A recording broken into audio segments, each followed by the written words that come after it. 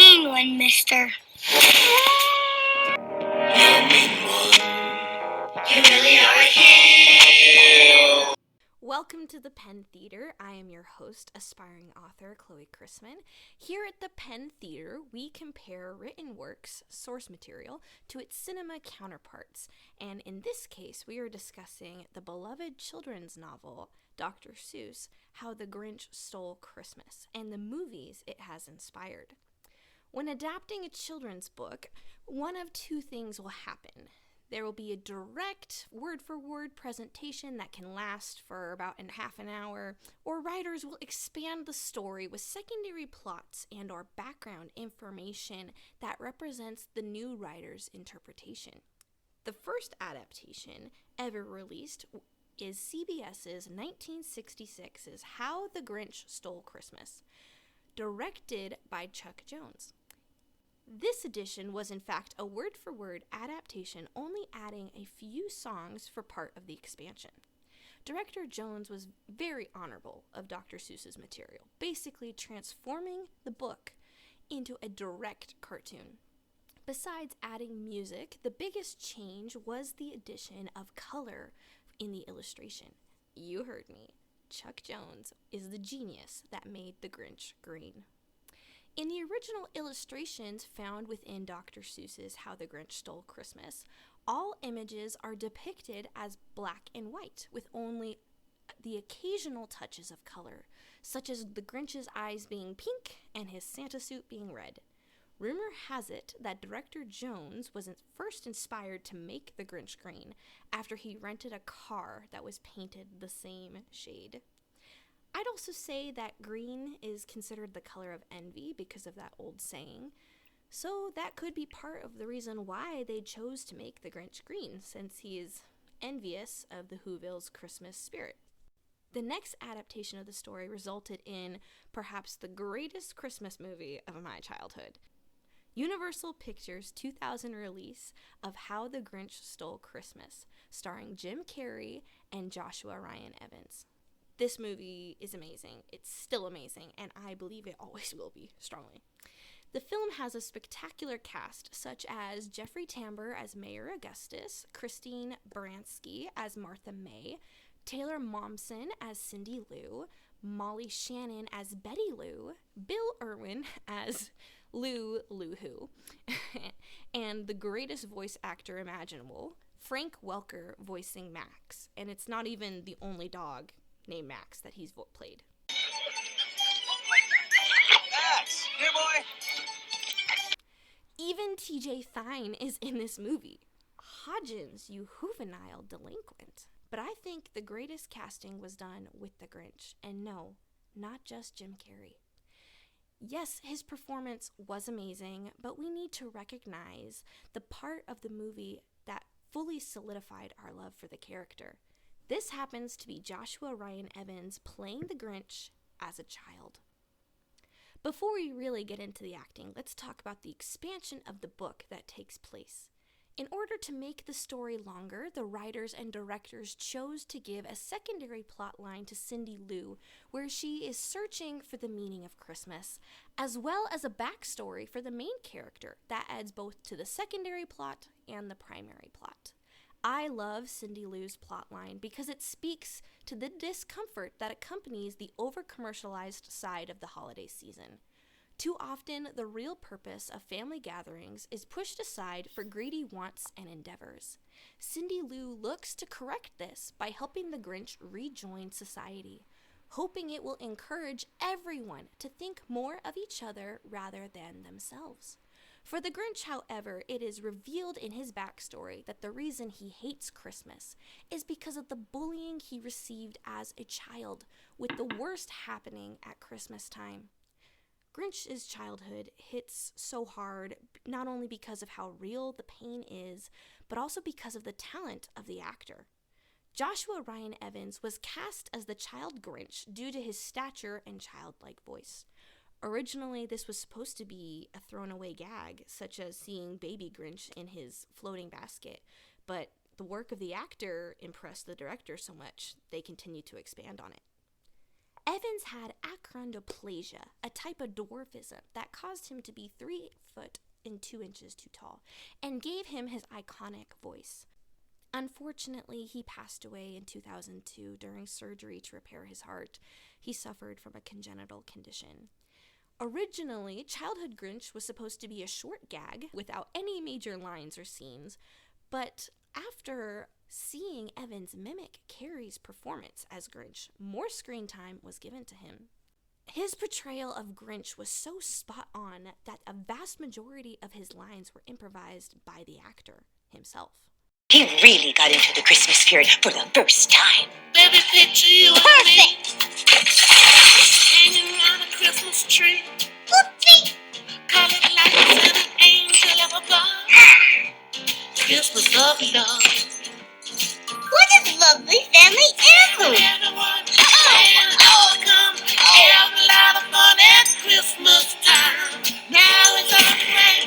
Everybody say, have a Merry Christmas of love. The fires of love. Baby, make a little. Of course, the storyline of Grinch having a crush on Martha and making her a Christmas present was the choice of the writers and the director. But it is entirely because of Evans that these scenes are so hilarious and emotional.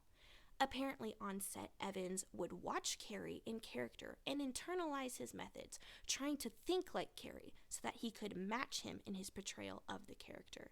This makes me think of Emma Watson and Helena Baumgartner in Deathly Hallows Part 2, where Emma first walked the scene pretending to be Bellatrix Lestrange, and Helena watched Emma's portrayal of her and then did it not pretending to be Bellatrix, but pretending to be Hermione. That's why the magic of this scene is so believable, and the same goes for the Grinch. But Jim Carrey had his own amount of improv on set. The best moment of it, I believe, has to be the table scene. Although they took an eye, I could still be done in time to lay in bed, stare at the ceiling, and slip slowly into madness. What would I wear?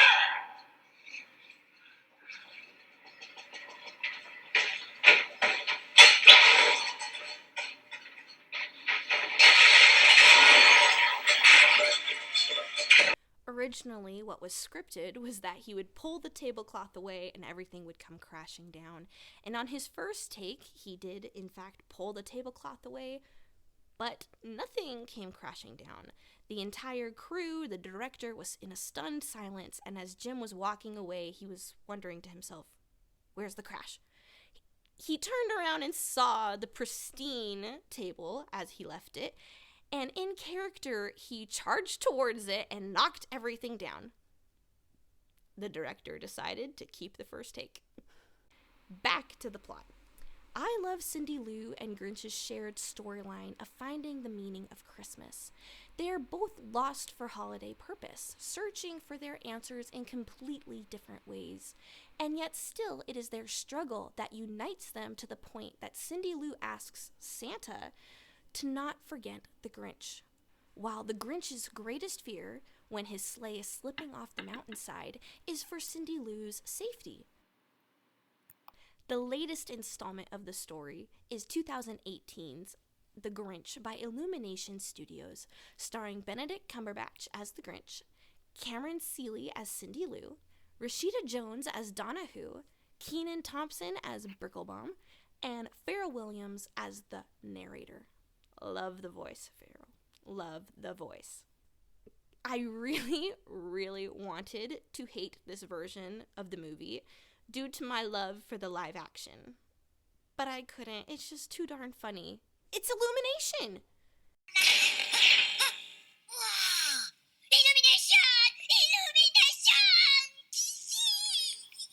Illumination's take on the story is a charming addition to the animated collection of Dr. Seuss books. Something I do love about this take is that they made every Who Harry instead of just the Grinch, because in the book that is how they all looked. Besides detail accuracy, this take does have its own flavor of humor. It's Illumination!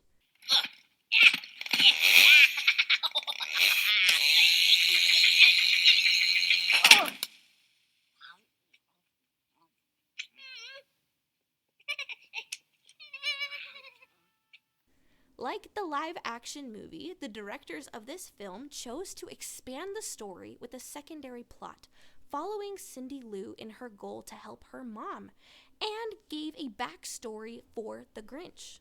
However, the Grinch's backstory doesn't really fit with Cindy Lou's plotline. They pieced them together in the end by essentially giving Grinch a family to be with instead of suffering isolation. But still, their stories remain very separated. Grinch is in his own little world trying to destroy Christmas, which I suppose is more authentic to the source material, while Cindy Lou has her posse helping her plot to trap Santa. Since their stories are so separate, it makes their interactions when she does come to see him feel a bit awkward. You could say Grinch is socially awkward because of his childhood alone in the orphanage, but the scene depicting this time there doesn't feel as powerful as scenes showing Grinch's discomfort around others or holiday talk. They kind of gave Grinch an Ebenezer Scrooge plotline without the ghost. Isolated as a child, chooses loneliness to avoid being hurt, then shows selfish behavior towards others. There's nothing wrong with him being a Scrooge figure. It's a tried and tested character mold that fits very well in this adaptation. But the bullying storyline of the live action feels more original for its time. It's also what weaves the secondary and primary plots together so well. Since Cindy Lou and the Grinch don't build that relationship until the end of the movie, the writers decided to chip away at the Grinch's walls by building his relationship with animals such as Max and Fred, which really is adorable and funny. It also showed decent character growth when Grinch let Fred go so that he could be with his family. And of course, there's the sweet moment where all of his animal friends save him from falling off the cliff. But I do love Grinch's determination to save Cindy Lou in the live action more.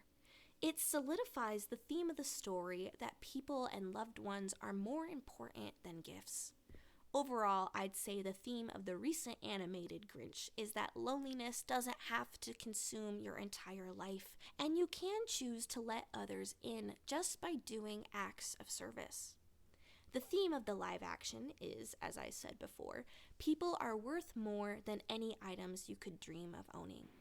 As much as I love the Grinch and Cindy Lou content in the live action, I love Lou Who's confrontation of Mayor Augustus on Christmas morning. It is both empowering and humbling to see him acknowledge his daughter's concern while admitting his own fault of being unable to see past the commercialism of the holiday. He stands up for her in such an inspiring way that you feel the love his character has for his daughter.